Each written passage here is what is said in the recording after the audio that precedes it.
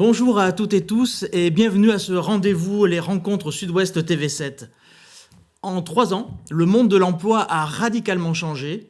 Du marché de la demande qui a imposé ses règles pendant près de 50 ans, nous sommes passés au marché de l'offre. Le phénomène de tension sur les recrutements, très longtemps circonscrit à quelques métiers en pointe, quelques expertises pointues, concerne désormais tous les secteurs. Le chômage n'appartient pas au passé, non, mais le phénomène de chômage de masse actuellement, si. À 7% de taux de chômage environ, la barre symbolique du plein emploi, haute de 5%, n'est plus tellement infranchissable. Sous les effets combinés de la pyramide des âges qui caractérise notre société, d'une crise sanitaire suivie d'une relance économique mondiale, nous avons été propulsés littéralement dans un contexte de marché du travail radicalement différent. D'un manque de postes, nous sommes passés quasiment à un manque de bras.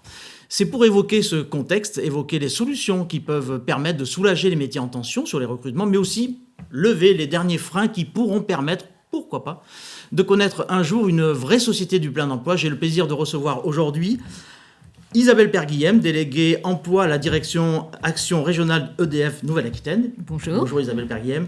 Lionel Clémençon, qui est directeur commercial du campus du Lac. Bonjour. Bonjour. Et Daniel Sancier, délégué régional Nouvelle-Aquitaine de l'APEC. Bonjour. Bonjour. Bon, Isabelle Perguillem, je vais peut-être commencer avec vous, si vous le permettez en tout cas. J'aimerais lancer ces échanges avec... nous sommes là pour parler des métiers en tension, comme son nom l'indique. Pour qu'il y ait tension, il faut qu'il y ait offre d'emploi. Alors vous représentez EDF, Nouvelle-Aquitaine, dans ce domaine tout particulier justement de l'emploi. Quels sont aujourd'hui les besoins d'EDF? Alors j'ai envie de dire en particulier, et peut-être pourquoi pas d'ailleurs de la filière en général. Il y a des chiffres qui circulent, on parle Énorme. de 10 000 à 15 000 recrutements pendant 10 ans au moins pour la filière nucléaire par exemple. Tout à fait. Alors on en est où exactement? Alors d'abord, juste pour resituer le groupe EDF en Nouvelle-Aquitaine. J'allais y venir, oui. Voilà. Allez-y, faites-moi la photo situer, d'identité. Voilà, la photo d'identité de ce groupe. C'est 9000 femmes et hommes qui travaillent sur tout le territoire de Nouvelle-Aquitaine. Et quand on parle, le territoire, c'est la Nouvelle-Aquitaine. Tout le territoire de 9000 femmes et hommes qui travaillent pour construire un avenir énergétique neutre en CO2. Ça veut dire quoi? Ça veut dire qu'ils travaillent dans les métiers de la production d'électricité. La production d'électricité en Nouvelle-Aquitaine est décarbonée à 97%. Et donc, ils travaillent dans les métiers de la production avec la centrale nucléaire de Civaux, la centrale nucléaire de Blayais, mais aussi des centrales hydrauliques on a cette tendance à belle énergie ça, qu'on oublie, de l'hydraulique dans le Limousin, des réseaux de chaleur, l'éolien, le solaire, donc une production décarbonée, mais aussi des salariés qui travaillent pour nos clients, particuliers, professionnels et collectivités, pour les aider à consommer mieux et à consommer moins. Donc 9000 salariés déjà existants sur le territoire Nouvelle-Aquitaine, 500 alternants déjà présents dans notre groupe. Ils sont là déjà, dans mon mur, j'aurais dit. Voilà. Et effectivement, des besoins importants de l'ensemble de la filière énergétique. Donc EDF fait partie de cette filière. Vous y faisiez allusion, des chiffres ont circulé, assis sur une étude avec une relance du nucléaire qui fait que nous allons avoir des besoins massifs. Et le nous étant... Quand vous dites massif, je rebondis juste, tout à l'heure je l'évoquais, 10 000 à 15 000 recrutements par an, et sur ça pendant 10 ans. Oui, sur l'ensemble de la filière nucléaire. Ça dépasse l'entendement, en fait. Oui. Et donc c'est à la fois une formidable opportunité, et c'est très engageant, et très... ça nécessite de fortes actions de notre part, effectivement. Et donc, et là, on ne parle que de la filière nucléaire, mais vous l'avez dit, toutes les filières de la transition énergétique elles recrutent. Elles auront des besoins. Et d'autres filières industrielles vont recruter. Donc, je pense que... Oui, vous n'êtes pas seul. Voilà. J'ai envie de dire, vous n'êtes pas seul sur le moyen, sur le marché. Mais c'est une bonne nouvelle. C'est une bonne nouvelle pour la transition énergétique, et c'est une bonne nouvelle pour l'emploi et en pour général. La société en général. Et on préfère ça que d'autres situations. Donc, après, pour votre question, qu'est-ce qu'on fait? On fait plein de choses. Moi, j'ai envie aujourd'hui... C'est quoi les moyens que vous mettez en place? J'ai envie surtout de vous parler d'une pratique ancienne, une politique ancienne, ancienne d'EDF, qui est l'apprentissage et l'alternance, qui est vraiment très importante. Ça concerne l'apprentissage et l'alternance à EDF, ça concerne tous nos métiers. On a 230 métiers de la transition et tous nos métiers, donc les métiers particulièrement qui recrutent sont les métiers techniques de la production, de la maintenance, des techniciens de maintenance, des techniciens d'exploitation, des électriciens, mais aussi des génies civilistes, mais aussi des chargés d'affaires, mais aussi des chargés de clientèle. Donc je ne vais pas énumérer les 230 métiers. Non, mais donc c'est sur tous nos métiers. La palette est très très large. Quoi, en fait. Ça veut dire que vous cherchez toutes les compétences possibles imaginables. Essentielles, effectivement, avec un prisme technique plus important. Et ça va de CAP à l'ingénieur. Et donc, pourquoi je vous parle d'alternance ? Parce que c'est une politique ancienne du groupe. Oui, c'est ça, on n'a pas découvert l'alternance ces 5 dernières années. Voilà, c'est vraiment au cœur de nos politiques, on va dire RH, et au cœur de l'ADN de nos salariés. On est une entreprise avec des... On a toujours, en fait, accompagné les nouveaux entrants et voilà. Il y a dans l'histoire, dans l'histoire de l'entreprise, il y a la transmission du geste, il y a la formation, il y a l'accompagnement. Et donc cet accompagnement fait partie, on va dire, de l'ADN de nos salariés et de l'histoire, tout à fait. Donc nos apprentis sont très accompagnés et on a des tuteurs qui sont formés, missionnés, qui sont très attentifs au suivi. On fait un accompagnement sur mesure pour aider les apprentis à obtenir leur diplôme, à apprendre le geste professionnel, à poursuivre leurs études s'ils le souhaitent. Moi, j'ai plein autour de moi d'apprentis qui ont commencé au CAP, Bac Pro, jusqu'à ingénieur dans le groupe. Donc, les opportunités sont énormes. Énormes, sur des métiers qui ont vraiment du sens. Et donc, il y a cet accompagnement qui fait qu'on a une pratique de l'accompagnement en complément des partenaires de formation. On a, au-delà de l'accompagnement, c'est aussi un vivier de recrutement important pour nous, l'alternance. Oui, bien sûr. Puisque les jeunes qui viennent avec nous apprennent un métier, apprennent à découvrir le groupe et ont envie de nous rejoindre. Parce qu'ils croisent, on voit que l'entourage, l'accueil du jeune, la manière dont il est reçu par son équipe, l'image qui se fait de l'industrie, finalement, de l'intérieur, peut lui donner envie de nous rejoindre. Donc ça peut répondre à une question. Vous évoquez la quête de sens. Oui. Voilà. Ouais. Enfin, vous évoquez le sens. Et c'est vrai que la quête de sens fait partie des choses qu'on met beaucoup en avant ces dernières années. Donc on observe. Est-ce à dire que, en fait, après tout, vous mettiez effectivement, si vous cherchez des métiers qui ont du sens, celui-là en est un. C'est encore plus flagrant sans doute ces derniers mois. Mais est-ce à dire qu'en fait, vous n'avez pas de difficulté pour recruter ? Parce que vous êtes attractif. On est attractif, mais d'autres le sont aussi. Et puis, vous tendez la perche. Mais...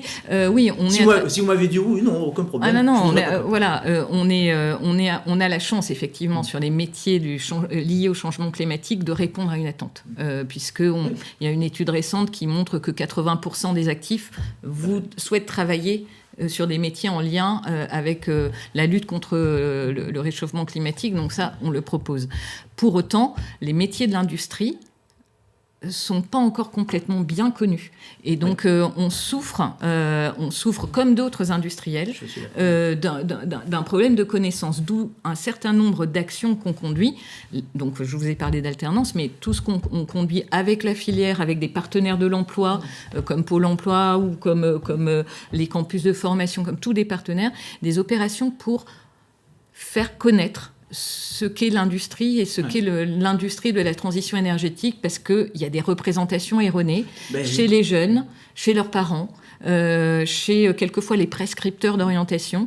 Donc moi, si j'ai un message là à faire passer, c'est regarder ce que sont les métiers de la transition énergétique. Regardez si vous êtes intéressé par l'alternance. On est en train de recruter en ce moment. Il y a 300 offres en Nouvelle-Aquitaine. Le message est en train de passer. 300 offres qui sont là et qui sont des métiers pleins de sens. Des métiers où des formations pleines de sens qui vous ouvrent des métiers pleins de sens où vous allez pouvoir être accompagné, vous pourrez évoluer et vous répondez aux enjeux de la planète. Donc, et je dis, et pardon, parce que les jeunes filles, j'espère que les jeunes filles sont bienvenues. Et elles manquent cruellement. Et les jeunes pour filles l'instant. s'auto-censurent. On a vraiment... Alors, on a 62% des femmes du groupe EDF travaillent sur des métiers techniques. Ouais. Bon, c'est déjà pas mal, mais on a vraiment une politique de mixité plus ambitieuse encore, qui part du plus haut, bon, voilà, pour que la mixité soit de plus en plus développée dans nos équipes, puisqu'elle est, elle est riche, la mixité en performance. Donc les jeunes filles s'autocensurent, on ne sait pas pourquoi, on a quelques, quelques idées, oui. mais là encore, message aux parents. Ça commence à la maison, ça commence à l'école. Oui. Mais alors, pour aller dans votre sens, je dirais que le plafond de verre en plus, alors là en l'occurrence je ne parle pas pour les autres entreprises, mais en tout cas chez EDF, le plafond de verre dont on parle beaucoup concernant... Ailleurs, existe pas. Mais il existe, existe moins. Après, juste un exemple, pas, oui. un exemple très parlant qui n'est pas forcément connu, mais la direction de la centrale nucléaire du Blayais, oui. Elle est assurée par une femme. Oui, mais je devrais même pas le noter. Parce que c'est en fait pour les femmes c'est presque agaçant qu'on dise oh là là il y a une femme qui parce que il y a plein de femmes. J'essayais juste d'illustrer. Mais vous avez raison. Il y a beaucoup de femmes qui occupent des responsabilités à EDF de plus en plus et c'est très poussé. C'est encore une fois une politique qui vient du haut. Mais on prend de très haut. Oui. La PDG d'Enedis, c'est une femme. Exact. Dans le comité exécutif d'EDF, il y a des femmes. Il y a un objectif d'avoir 30% de femmes dans les comités de direction. Mais au-delà, on a besoin de femmes partout. Et il faut, pour qu'elles puissent monter, il faut qu'elles puissent rentrer. Oui. Et donc, il y a des femmes, effectivement. Charlotte Mess à Blayais est une brillante directrice. Est-ce que vous diriez que vous êtes preneur de tous les profils qu'aujourd'hui, justement, alors hommes comme femmes, il ne faut pas s'interdire de regarder du côté de l'EDF pour faire carrière, quoi. Est-ce qu'il y a des profils, voilà, est-ce que tous les profils vous intéressent ? Alors, tous les profils nous intéressent, les profils techniques un peu plus. Bien sûr. Il faut vraiment être intéressé par le domaine technique, mais ce qui est vraiment... Et puis EDF, et j'ai envie de parler plus globalement d'EDF et ses partenaires des filières. Vous avez parlé du nucléaire, vous avez parlé de la centrale de Blaye, il y a tout un ensemble d'entreprises qui travaillent sur la filière, sur la filière nucléaire et sur les filières de la transition énergétique. Donc oui, on a besoin de... tous les profils un peu curieux qui ont envie de découvrir ces métiers techniques, qui ont envie d'un univers vraiment, enfin c'est méconnu, c'est passionnant. Les métiers techniques de la production, de la maintenance des réseaux sont passionnants et c'est des métiers avec du sens. Donc, vous en parlez avec tellement de passion que je suis à 2 doigts de partir en courant m'inscrire. Bienvenue. On reviendra vers vous au fil de cet échange. Nous avons évoqué le sujet de l'apprentissage, de l'alternance, de la formation par alternance, et nous allons y revenir avec vous tout à l'heure, Lyonnais Clémenceau. Mais dans 3 minutes seulement. Si vous permettez, je vous propose une toute petite pause. Les équipes de TV7 ont en effet réalisé dans les coulisses d'un centre de formation de la Poste, format Poste, on ne peut pas faire plus simple comme nom, un reportage qui illustre le sujet et son importance en matière d'insertion professionnelle et donc de réponse potentielle, en tout cas au moins, aux besoins de recrutement. C'est un sujet qui a été réalisé par Yvan Branchy. À 27 ans, Olivier Ledoyen a connu un parcours peu académique. À peine sorti du lycée, il devient militaire durant 5 ans, puis magasinier pendant 2 ans. Mais aujourd'hui, le jeune homme a trouvé sa voie, et cela grâce à son téléphone portable. Bon, c'est par les réseaux sociaux, souvent en cherchant, parce que je cherchais une formation qui était rémunérée. C'est plus ma copine qui a fait les démarches, du coup merci à elle. Ça m'a permis de voir les possibilités, parce que je sortais de plein de CDD, et du coup il n'y avait pas de CDI. Là, je me dis, je prends le temps de me formater, de travailler, de voir comment ça, tranquillement, à mon rythme, tout en étant quelqu'un qui est derrière moi, qui me dit comment faire, j'ai un problème, et avoir une autonomie au fur et à mesure. Une autonomie qu'Olivier exerce depuis 9 mois au sein de l'îlot de Bègle, en tant que facteur à vélo à la Poste. Chaque jour, de 9h à 16h, il livre les colis et les lettres destinées aux habitants. Un travail qui lui rapporte, en comptant les diverses primes, jusqu'à 1 600 € par mois, et qu'il doit à Format Poste, le centre de formation en alternance dédié à la Poste. Et là, normalement, j'espère pouvoir amener un débauché sur un CDI. En tout cas, c'est le but, c'est l'objectif. Pour moi, dans 9 mois, je sais que j'ai été payé, j'ai appris quelque chose, ça m'a fait de l'expérience. Je sais que c'est pas 9 mois perdus pour rien. Et oui, si je devais conseiller, je dirais ne pas hésiter parce que de toute façon, quelle que soit la formation, on n'a rien à perdre. C'est toujours de l'expérience, c'est toujours du savoir, c'est toujours quelque chose en plus sur un CV. Créé il y a près de 20 ans, 2 types de contrats de travail sont possibles pour la formation en alternance, le contrat d'apprentissage et le contrat de professionnalisation, avec 2 missions essentielles, favoriser l'employabilité des jeunes et les accompagner en finançant leurs études. Nous avons formé aujourd'hui pratiquement 10 000 alternants depuis 2004. Elle s'organise par une commande d'alternance par le groupe La Poste annuel.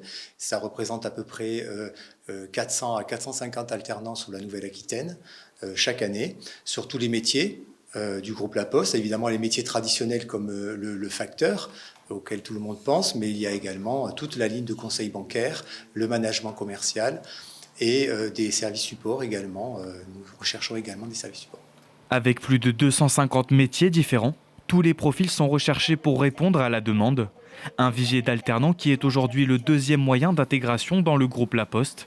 Et chaque année, Formapost gère près de 5000 étudiants à travers le pays. Le territoire Grand Ouest est géré par le Formapost Midi-Atlantique, le territoire Sud-Est par le Formapost Sud-Est et l'autre partie qui est la moitié de l'alternance du groupe par Île-de-France et Nord-Est. Avec cette organisation, nous avons la possibilité de former dans tous les territoires, au plus près des habitants, en respectant les zones de vie, ce qui correspond à l'ADN de la Poste d'être en proximité.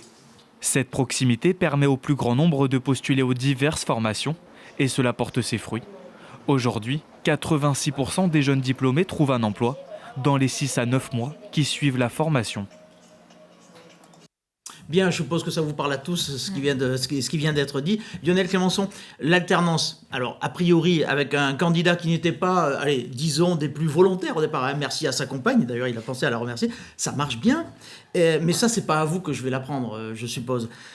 Parlez-moi, parce que tout le monde ne connaît pas forcément le campus du Lac, en quelques mots et en quelques chiffres, j'ai envie de dire, ce qu'est le campus du Lac. Alors le campus du Lac, c'est le centre de formation professionnelle de la Chambre de commerce Bordeaux-Gironde.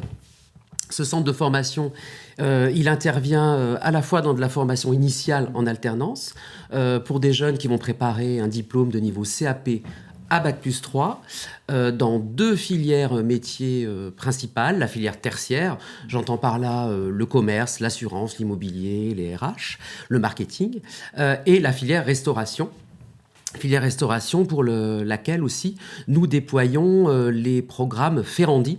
Oui, donc là, on est sur du bachelor, Bac+3, en 3 ans, avec des jeunes qui se destinent à travailler dans des établissements haut de gamme en France, mais aussi partout à travers le monde. Voilà. Donc ça, c'est le campus du Lac. D'accord. On a aussi une activité de formation continue, donc là, qui va s'adresser aux salariés, aux demandeurs d'emploi, qui veulent se reconvertir, qui veulent étoffer leurs compétences, aux entreprises qui cherchent aussi d'autres solutions pour pourvoir de nombreux postes. C'est la formation aussi, avec derrière des financements assurés par Pôle emploi ou par d'autres financeurs comme les opérateurs de compétences.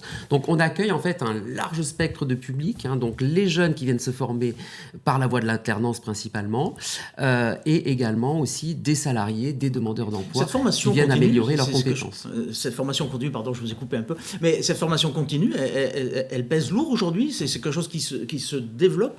Alors, finalement, on est à peu près à l'étal par rapport Aujourd'hui, notre activité, elle s'articule principalement autour de la formation initiale en alternance. D'accord. Voilà, la formation continue, bien sûr, on cherche à la développer, il y a des besoins. Mes équipes rencontrent les entreprises, alors toute entreprise girondine, on est, vous l'aurez compris, en tant que lié à la Chambre de commerce, on travaille aussi bien pour les TPE, les PME, les entreprises de taille intermédiaire, et puis également aussi avec certains grands comptes nationaux. On travaille avec effectivement EDF sur la formation de l'alternance, on travaille avec La Poste, on travaille avec également le groupe McDonald's. Là, à la rentrée, nous ouvrons aussi une classe dédiée pour l'enseigne Burger King. D'accord. pour former leurs futurs managers de restaurants sur du Bac+2. Donc, vous collez vraiment aux besoins du marché, clairement, parce que là, c'est le marché qui a été demandeur, là, je suppose. Tout à fait. C'est notre mission première, c'est de répondre aux besoins des entreprises sur notre territoire, notre beau territoire girondin, parfois même un petit peu au-delà sur les départements limitrophes. En formation continue, nous avons d'ailleurs travaillé pour le groupe Alinéa, le groupe distribution d'ameublement, et là, nous avons formé sur 10 magasins Alinéa en France les personnes qui sont responsables du merchandising. Donc, c'est-à-dire que le merchandising, c'est la mise en valeur des produits dans le magasin, donc une expertise très pointue. Et là, nous, on est capable effectivement de dérouler un parcours de formation avec des formateurs experts de chez nous, et ça sur le territoire national. Ouais. Alors dites-moi, je vais me concentrer sur les métiers de bouche en particulier, le secteur de la restauration notamment. Les besoins pour EDF, ils sont énormes, et pour EDF et pour la filière nucléaire, ils sont énormes dans les 10 années à venir. C'est pas, j'ai envie de dire, pas mieux. Le secteur fait presque aussi bien, en tout cas, les besoins sont énormes dans le secteur des métiers de bouche et de la restauration. Comment vous arrivez à répondre à ça, et est-ce que vous arrivez à faire le plein de vos formations, ou est-ce que ça aussi c'est un chantier? Alors c'est un challenge, un chantier, je dirais plutôt un challenge. Ouais. Effectivement, on a beaucoup de restaurateurs et également des groupes de restauration, groupes hôteliers qui se tournent naturellement vers le campus de Lac, puisqu'on a un savoir-faire depuis plus de 30 ans sur la formation en restauration hôtellerie. Après, le défi, c'est de trouver effectivement les candidats. Oui. C'est pas une mince affaire dans certains domaines. C'est pas une mince affaire. Là, on voit que pour cette branche-là, ce qui a été quand même déclencheur, c'est les dernières évolutions de la branche, en termes de revalorisation des minimums salariaux, aussi la prise en compte du diplôme, une refonte aussi de la convention collective, et puis après sur le terrain très concrètement aussi des professionnels qui se sont questionnés et qui ont fait plus que se questionner, qui ont mis en œuvre des nouvelles organisations du travail pour permettre à leurs salariés, que ça soit des salariés en apprentissage ou des salariés en CDD, en CDI, de concilier davantage vie professionnelle et vie personnelle. Oui, la restauration, l'hôtellerie, métier passion, mais cela n'empêche que nos futurs professionnels de l'hôtellerie-restauration veulent aussi garder pied dans leur vie personnelle. Donc, on a beaucoup sacrifié à la passion, effectivement. On a beaucoup sacrifié sa vie privée à la passion. Aujourd'hui, ça marche peut-être un petit peu moins. Ça ne veut pas dire qu'il y a moins de passion, mais il y a peut-être un peu moins d'envie de sacrifier sa vie personnelle. Absolument. Vous disiez, les chefs d'entreprise, ils évoluent dans leur approche. Est-ce que ça veut dire aussi que, pour le campus du Lac, il a fallu aussi faire évoluer les formations? C'est-à-dire que depuis quelques années, on ne s'organise plus de la même manière pour travailler. Alors on pourrait parler de télétravail par exemple, mais on ne travaille plus de la même manière pour se former aussi. Est-ce qu'il a fallu pardon pour l'expression, elle est malheureuse, mais se mettre à niveau d'une certaine façon. Alors, s'adapter en tout cas. C'est une adaptation. Alors une mise à niveau, ça. Non, c'est une adaptation. Je dirais, c'est un état de fait quand on travaille dans la formation. Effectivement, il faut constamment être à niveau, bien sûr, et que nos formateurs soient à niveau sur les compétences et attendues par les entreprises. Mais la vraie révolution pour les organismes de formation comme le Campus du Lac, c'est trouver des nouvelles modalités pour que les stagiaires puissent vivre leur formation pleinement avec des contraintes. Alors là, je pense surtout à la partie formation continue des salariés effectivement qui ont aussi du télétravail, qui ont des contraintes organisationnelles. Donc effectivement, les entreprises qui financent les formations professionnelles continues nous demandent aussi de revoir nos modalités de formation, de repenser le traditionnel stage qui va durer sur 2-3 jours à la suite, où effectivement quelquefois on ressort peut-être avec la tête un petit peu pleine, et derrière on peut oublier et dans la mise en application. Là aujourd'hui, l'idée c'est de lier le contenu de formation avec effectivement derrière des temps de mise en application sur le terrain, et on va nous demander effectivement d'étaler la formation dans la durée, de pouvoir faire en sorte aussi que les stagiaires puissent suivre certains modules depuis l'entreprise, donc dans des salles bien sûr au calme, tout en sortant de leur poste de travail, mais qui n'est pas forcément à se déplacer dans le centre. Donc on parle de formation hybride, on entend beaucoup ce terme. Voilà, ça veut dire effectivement une formation qui va mélanger des temps présentiels au centre, des temps à distance pour le stagiaire qui va rester dans son entreprise, et aussi des temps où le stagiaire va être complètement en autonomie sur des modules, alors le terme anglais e-learning, donc des modules de formation à distance, par exemple, ce qui se prête très bien à du 100% distanciel en autonomie, voilà, c'est des éléments sur de la réglementation, on pense à l'hygiène en restauration, où là, voilà, il y a des choses qui peuvent être transmises, des éléments de savoir qui peuvent être transmises aux stagiaires complètement en autonomie, et après on reboucle sur une classe virtuelle avec l'ensemble des stagiaires, le formateur reboucle, vérifie les acquis. Les acquis aujourd'hui se vérifient beaucoup par des quiz dans ces formations à distance. Donc là, chez nous, on a un service qui est dédié justement à ces nouvelles méthodes d'ingénierie de pédagogique, ingénierie de formation. On a des gens qui réfléchissent, qui font de la veille, et derrière qui forment aussi nos formateurs à ces nouveaux outils de formation à distance, parce que c'est pas forcément évident pour tout le monde. Donc là, oui, peut-être que le terme de mise à niveau convient bien. Il y a une conduite du changement aussi à opérer chez nous au campus du Lac, et on s'y attelle tant sur nos formateurs qui interviennent sur la partie formation continue, mais aussi sur la formation initiale dans l'alternance. Et là, j'illustrerai aussi côté alternance, on a une entreprise partenaire comme McDonald's qui nous a fait cette demande, c'est-à-dire qu'on a un partenariat pour McDonald's, on forme chaque année une vingtaine de jeunes sur du Bac+2, BTS Management Commercial, pour derrière leurs futurs managers, des futurs managers de restaurants. La donnée de McDonald's, effectivement, c'était de dire oui, nous on veut de la formation hybride, parce que voilà, les jeunes vont être dans certains restaurants très éloignés de Bordeaux, donc pour leur éviter les allées et venues, pour leur éviter des frais, montrez-nous que vous êtes capable de monter un planning d'alternance avec des temps de formation à distance que nous assurons, nous, dans nos restaurants, dans des salles de réunion pour le personnel qui sont prévues à cet effet. Et voilà, ça fait depuis 2 ans qu'on met en place ces formations hybrides avec McDonald's pour ces alternants Bac+2. Alors, vous parlez de formation hybride, tout à l'heure on parlera même de carrière hybride avec Daniel Censier, mais je fais pas de teasing, c'est pas le but. Mais dites-moi, on voit la formation, elle a vraiment complètement évolué, et vous disiez, c'est assez récent, il y a 2 ans, il y a beaucoup de choses qu'on ne faisait pas forcément, donc qu'on n'abordait pas forcément sous cet angle-là, en tout cas en matière de formation. Il y a forcément, pour les jeunes et moins jeunes qui intègrent le campus du Lac, il y a forcément un petit effet quand même waouh, parce qu'on ne s'attend pas forcément à ce type de formation et de prise en charge, dans le fond, de la formation. Oui, alors la prise en charge, c'est un facteur clé de succès. Il y a la prise en charge côté entreprise que vous avez très bien explicité. Et là, je rebondirai effectivement en insistant sur le temps, l'investissement fondamental sur la formation des futurs tuteurs, maîtres d'apprentissage.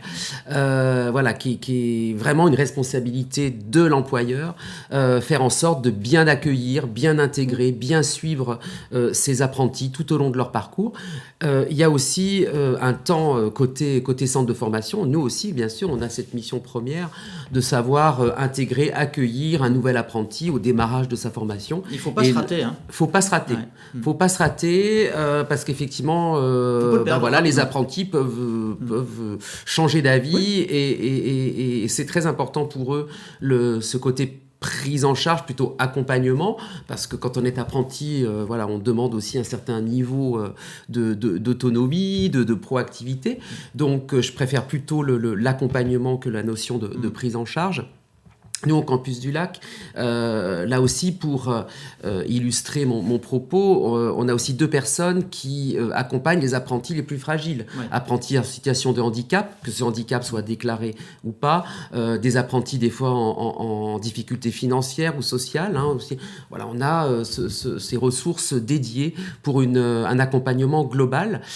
Également, un service qui s'occupe de l'après, donc que ce soit la poursuite d'études, parce qu'effectivement, je confirme, avec avec nos apprentis. Ils sont de plus en plus nombreux à faire une poursuite d'études, à tout niveau, CAP, Bac Pro, BTS, ils veulent poursuivre les études. Donc aujourd'hui, c'est aussi un facteur d'attractivité pour nous, Campus du Lac, de proposer un effet filière. C'est-à-dire que nous, aujourd'hui, un jeune qui s'intéresse au métier du commerce, il peut démarrer en CAP et il peut aller jusqu'au Bac plus 3 Il y a des parcours en restant au Campus du Lac sur son parcours de formation. La loi autorise bien sûr de signer des contrats d'apprentissage successifs avec la même entreprise ou pas, tant qu'on augmente le niveau d'études. Donc ça, c'est vraiment très demandé par les jeunes. Et voilà, nous, on fidélise aussi nos candidats ou nos apprenants en cours. On les fidélise en étant en mesure de proposer une poursuite de parcours en apprentissage. Bon, maintenant, j'ai envie de foncer vers le Campus du Lac. Décidément, c'est EDF, Campus du Lac. Il va falloir que je fasse un choix. Je ne suis même pas obligé de choisir, en fait.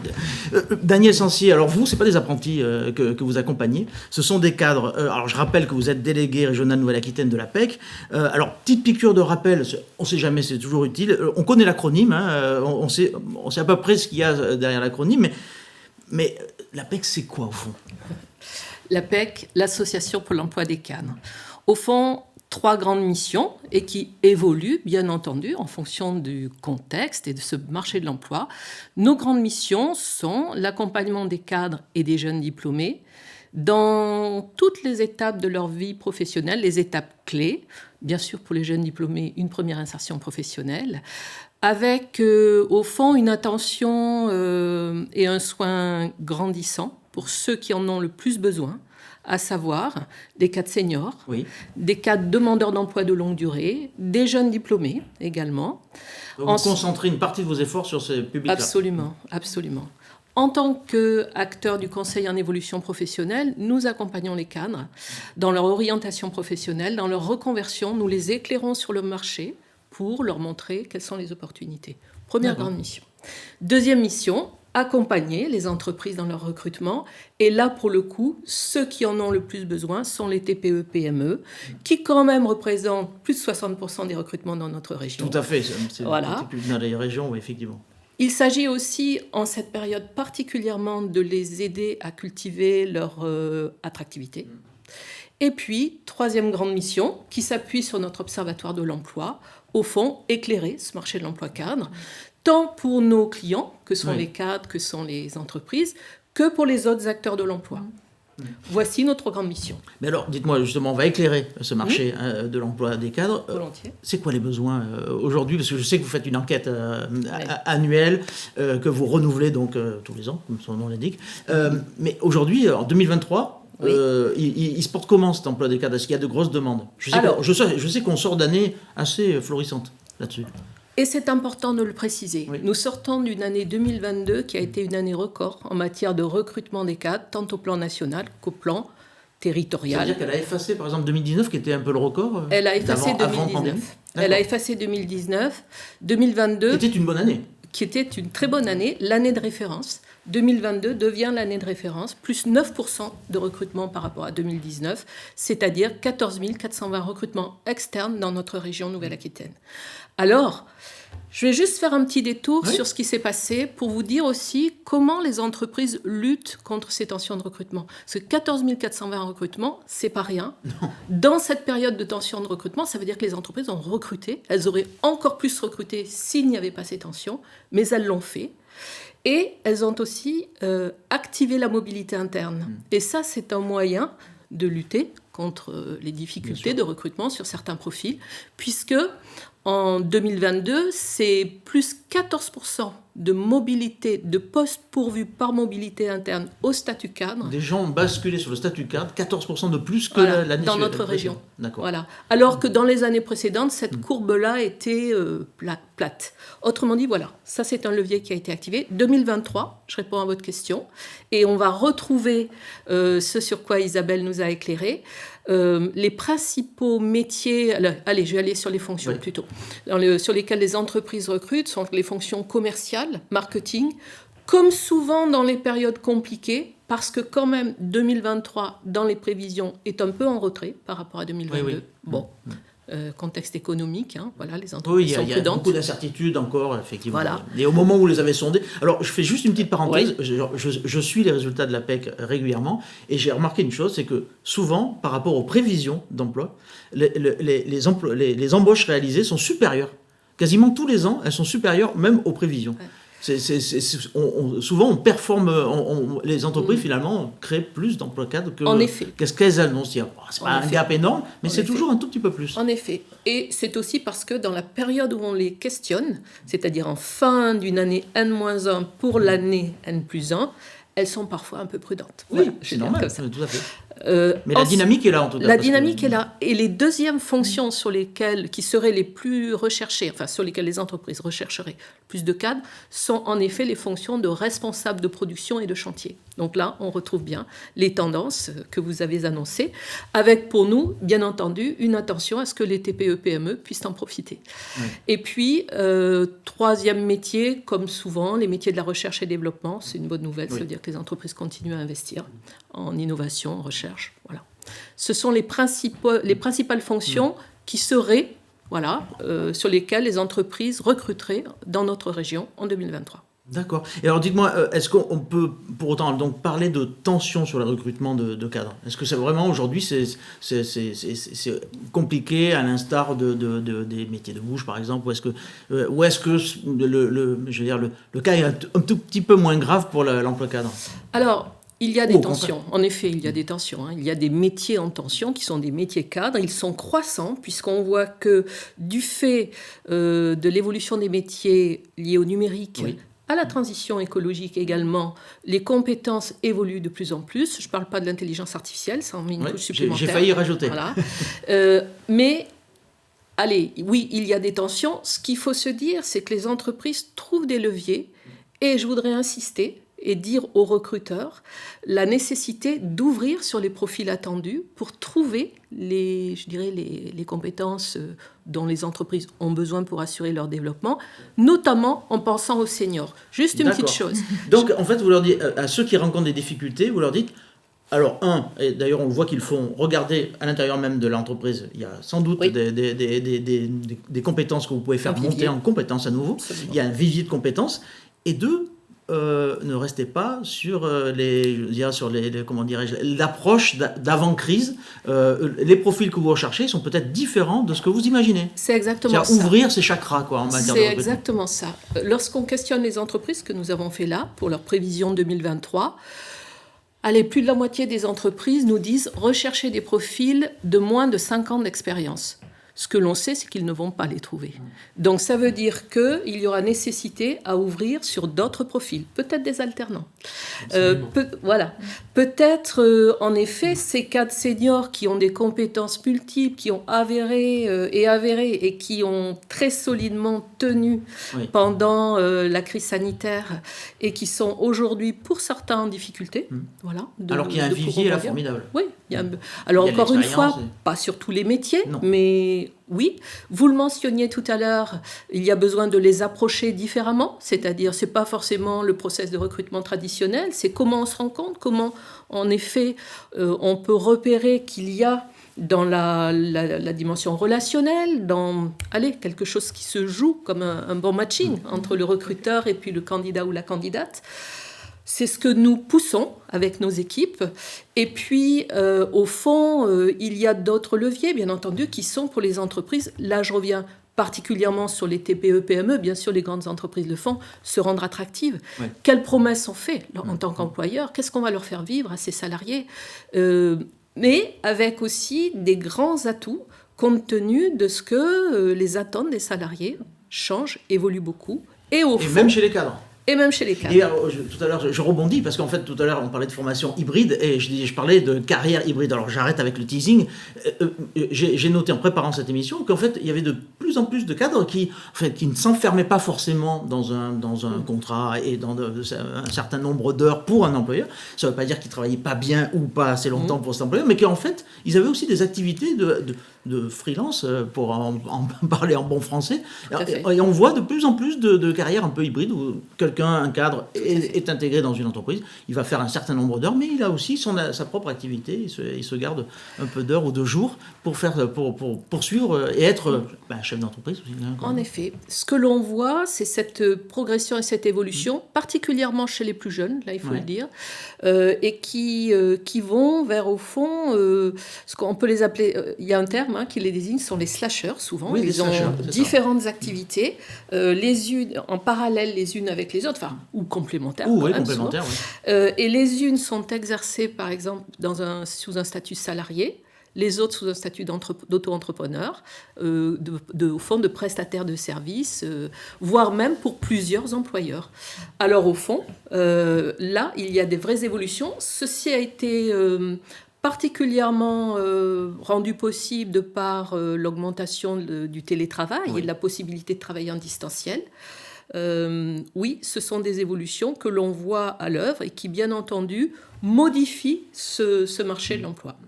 Le temps file à une vitesse supersonique parce que le sujet en fait est passionnant et je pense qu'on n'a pas fini d'en parler et peut-être qu'on en reparlera d'ailleurs ensemble. J'aimerais vous soumettre une question. Alors elle va être longue la question, j'attends de vous une réponse rapide. Je suis désolé, c'est un exercice. Mais on parle de plus en plus du nouveau pacte de la vie au travail. Alors on en a parlé et puis on ne savait pas trop ce qu'il y avait derrière et puis finalement il y a des choses qui commencent à émerger. On parle de la généralisation potentielle, pour certains métiers sans doute, de la semaine de 4 jours, le cumul tout au long de la carrière des jours de congé non pris. J'aimerais que, avant qu'on rende l'antenne, que vous nous fassiez part de vos sentiments par rapport à ces évolutions potentielles, voulues peut-être aussi, du travail. Est-ce que ces mesures sont susceptibles de changer la donne, d'après vous, en matière de recrutement, justement, de faire un peu tomber quelques barrières sur les tensions sur certains métiers? Qu'est-ce que vous en pensez? Qui s'y colle?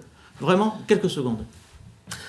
Oui, donc c'est certain aujourd'hui que l'organisation du travail, elle est quand même au cœur des préoccupations des salariés, cette demande de flexibilité, parce que voilà, on a des salariés on ne réside plus à côté de son lieu de travail. Enfin, ça c'est rare, oui. C'est l'apanage de quelques-uns, pas parce que voilà, renchérissement du coût du logement, etc. Si on prend l'exemple de Bordeaux, c'est exactement ce qui se passe. Moi, je parle là pour le coup pour mon équipe, j'ai une équipe de 20 personnes, il y en a seulement 2 ou 3 qui habitent Bordeaux, voilà, après c'est très divers. Donc oui, c'est sûr qu'il y a des attentes aujourd'hui de plus de flexibilité. Le télétravail a répondu déjà à cette attente de flexibilité. À l'avenir, j'ose espérer qu'on arrive, alors tout en combinant après la productivité. Mais bon, il me semble qu'en France, on est parmi les pays les plus productifs. C'est ce qu'on dit. C'est ce qu'on dit, c'est ce qu'on lit. Les études. C'est vrai. Voilà. Donc, j'ose espérer qu'on progresse, on puisse progresser là-dessus. Après, comme le télétravail, c'est aussi une modalité d'organisation qui doit être regardée à travers le prisme de chaque entreprise, chaque secteur d'activité, chaque entreprise. On ne peut pas, bien sûr, faire une généralisation. Moi, entre le secteur hôtellerie-restauration et le secteur commerce, c'est pas du tout. C'est différent. C'est pas du tout les mêmes problématiques. Isabelle Perguiem, sur cette possibilité de faire évoluer encore ce pacte de la vie au travail, est-ce que c'est une piste à explorer? Je vais être optimiste je vais dire que oui, c'est une possibilité, que c'est presque une obligation, que c'est une nécessité et que on accueille de nouvelles générations. Ces nouvelles générations, on va construire avec elles les manières de travailler, les manières de s'organiser. Donc je suis sûre qu'on va trouver le chemin. On ne peut pas télétravailler partout, vous l'avez dit. Mais je suis assez convaincue qu'on va y arriver. Après, peut-être pas dans les 6 mois qui viennent, mais ça va. Et de toute façon, on l'a fait. Les entreprises l'ont toujours fait. Elles se sont adaptées. Daniel Sancier, là-dessus. Alors, ce que je peux dire, c'est que nous avons participé aux travaux via notre observatoire pour, au fond, pousser un certain nombre de constats dont nous échangeons déjà depuis le début de notre émission. Cela va dans le sens, au fond, de répondre et de faciliter le rapprochement entre les entreprises et puis ces salariés qui cherchent un emploi ou qui sont en poste. Et je vous rejoins, il y a lieu d'être optimiste et de se dire que ça doit aller dans le sens, au fond, de résoudre ces écarts qui sont ceux que nous avons aujourd'hui sur ce marché de l'emploi. Daniel Sancier, merci. Lionel Clémençon, merci également. Merci Isabelle Berguiem, merci encore. Merci à vous de nous avoir suivis. Alors, le sujet était très vaste et il mériterait sans doute d'être débattu à nouveau. On y reviendra, j'en suis à peu près sûr. Merci en tout cas de nous avoir suivis et puis à très bientôt pour un nouveau rendez-vous des rencontres Sud-Ouest TV7. À bientôt, au revoir.